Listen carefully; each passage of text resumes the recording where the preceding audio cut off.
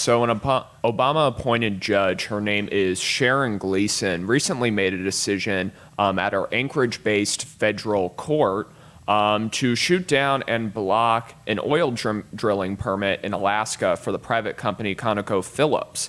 Now, the reason why she shot this down, which would have likely created jobs and worked us more towards American energy independence, she shot it down because there was, quote, not enough mitigation measures for polar bears. You can't make this stuff up. She is saying that because we do not factor in the polar bears enough, this pipeline can't happen.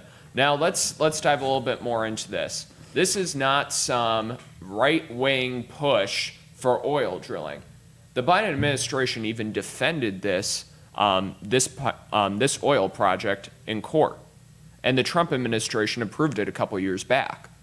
So the reason why this is so important is a few weeks ago, we saw the Biden administration essentially begging OPEC, which is based in the Middle East, we're not a member country of OPEC, to ramp up oil production. And this is already after they banned federal oil and gas leases. Yeah. So what we're seeing right now is we are pipeline. becoming increasingly reliant on these other countries for our oil, yet we still have radical left-wing judges who are saying that, hey, because you aren't doing the most meticulous environmental review out there, we can't even have any sort of oil or new oil projects in development right now. So first thing I want to ask you guys about is, with these judges in place, how do we restore any sort of American energy independence, or is that dream dead? I don't know that that's a priority for Joe Biden. No. No. I mean, and if you ask him about it, he'll say, yeah, it's a priority. We're going to restore American independence or energy independence with solar and wind power. You know, he's not going to start talking about fossil fuels. So I'm going to sound like a broken record here probably, but again, this is a great example of how the establishment works to protect itself and make more money. And it might not look like that at first blush.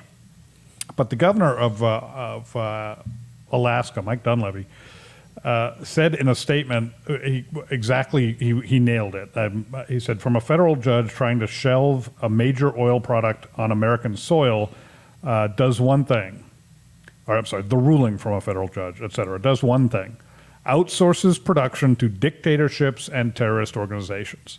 That is exactly what the American military-industrial security complex wants. It wants those folks to be enriched. It wants them to have oil and oil money so that they continue to do what they do, so that the military-industrial security complex can continue to infringe on the freedoms of Americans and sell products to both our military, to our police forces, to military forces across the world, heck, to the Taliban, as far as I know. I don't, you know, many of these companies, I shouldn't say many, some of these companies have been known to fund both sides of a given conflict. So these people make money on conflict.